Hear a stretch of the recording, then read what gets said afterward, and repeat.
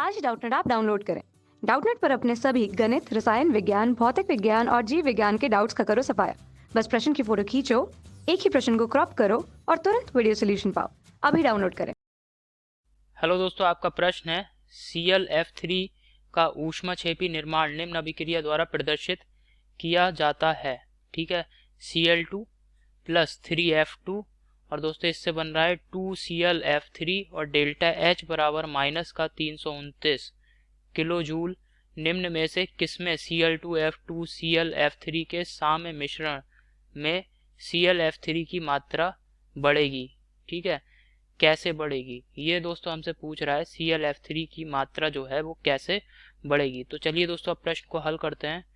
दोस्तों जो अभिक्रिया दे रखी है, सबसे पहले हम अभिक्रिया लिख लेते हैं। यहाँ पे अभिक्रिया दे रखी है Cl2, ये गैसियस अवस्था में है, प्लस 3F2, ये भी गैसियस अवस्था में है, और यहाँ पे दोस्तों बन रहा है 2ClF3, ये दोस्तों गैसियस अवस्था में है, और डेल्टा H अभिक्रिया के लिए दे रखा है, डेल्टा H बराबर माइनस का 329 किलो जूल। ठीक है, तो चलिए दोस्तों सबसे पहले हम देख लेते हैं कि ताप का क्या प्रभाव पड़ता है। ताप, यहाँ पे लिख रहा हूं मैं, ताप का प्रभाव। तो दोस्तों आप देख रहे हैं अभिक्रिया के लिए जो डेल्टा H है ये दोस्तों ऋणात्मक है, तो अभिक्रिया जो है वो क्या है? अभिक्रिया ऊष्माक्षेपी है। यहाँ पे मैं लिख रहा हूँ अभिक्रिया जो है वो ऊष्माक्षेपी है। ठीक है, अभिक्रिया ऊष्माक्षेपी है। तो दोस्तों जब भी हम ताप को बढ़ाएंगे तो अभिक्रिया जो है वो पश्चिम दिशा में जाएगी, क्योंकि अभिक्रिया क्या है? ऊष्माक्षेपी है। यहाँ पे पहले से ही ऊष्मा मुक्त हो रही है, और दोस्तों अगर हम ताप बढ़ा देंगे तो उसके प्रभाव को कम करने के लिए अभिक्रिया जो को पश्चिम दिशा में होना, गतिशील होना पड़ेगा। यही वजह है दोस्तों अभिक्रिया को अगर हम अग्र दिशा में चलाना चाहते हैं, अग्र दिशा में अभिक्रिया को कराना चाहते हैं, जिसकी वजह से ClF3 का निर्माण जो है वो और अधिक बढ़ जाए, तो इसके लिए दोस्तों हमें क्या करना पड़ेगा? ताप को कम करना पड़ेगा। ताप को कम करना। ठीक है, ताप जो है वो कम से कम हो, कम ताप की आवश्यकता होगी। तो इसको दोस्तों इस तरीके से लिख देते हैं हम, ताप जो है वो कम चाहिए। यहाँ पे लिख देता हूँ कम ताप। ठीक है, तो कम ताप।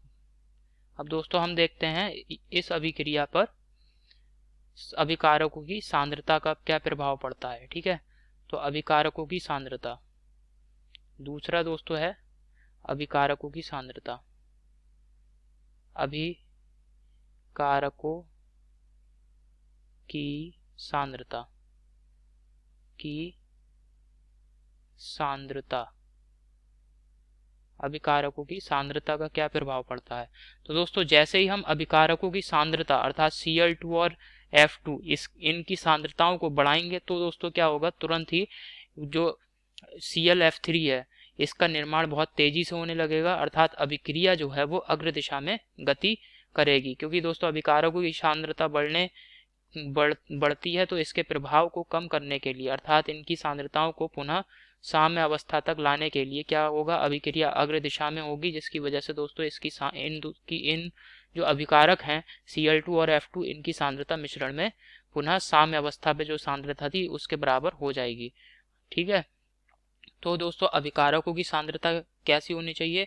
अग्र दिशा में अभिक्रिया कराने के लिए या ClF3 के निर्माण को बढ़ाने के लिए अभिकारकों की सांद्रता अधिक होनी चाहिए, या अभिकारकों की सांद्रता को हमें बढ़ा देना चाहिए। अभिकारकों की सांद्रता अधिक होना चाहिए। सांद्रता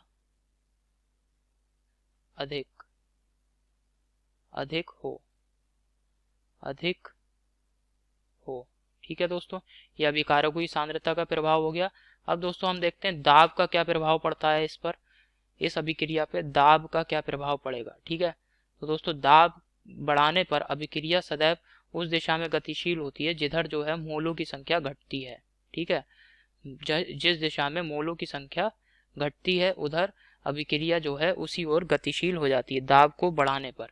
तो दोस्तों आप देख रहे हैं यहाँ पे 2 मोल उत्पाद के जो मोलों की संख्या है, ठीक है, उत्पाद के मोलों की संख्या जो है, उत्पाद के मोलों की संख्या आप देख रहे हैं 2 है, जबकि अभिकारकों के मोलों की संख्या, अभिकारकों के जो मोल हैं उनकी संख्या आप देखेंगे यहाँ पे 3 मोल F2, 1 मोल Cl2। तो कुल जो है अभिकारकों के जो मोलों की संख्या है वो 4 है। इसकी वजह से दोस्तों अभिक्रिया में अगर हम दाब को बढ़ा देते हैं तो अभिक्रिया जो है कम मोलों की संख्या की ओर गतिशील होगी, अर्थात अभिक्रिया अग्र दिशा में गतिशील होगी। तो दोस्तों जिसकी वजह से ClF3 का निर्माण जो है अधिक होगा, अर्थात दाब को अधिक रखना पड़ेगा, दाब उच्च दाब की आवश्यकता होगी। तो यहाँ पे मैं लिख दे रहा हूँ उच्च दाब, ठीक है। तो यही जो है उच्च दाब। तो दोस्तों ClF3 के निर्माण के लिए ताप, दाब और अभिकारकों की सांद्रता के लिए सांद्रता के विषय में निम्न प्रतिबंध है, जिसकी सहायता से हम ClF3 का निर्माण बढ़ा सकते हैं। आशा करता हूँ आपको समझ में आया होगा। दोस्तों धन्यवाद। कक्षा 6वीं से 12वीं से लेकर नीट, IIT, JEE वो एडवांस के लेवल तक 1 करोड़ से ज़्यादा छात्रों का भरोसा।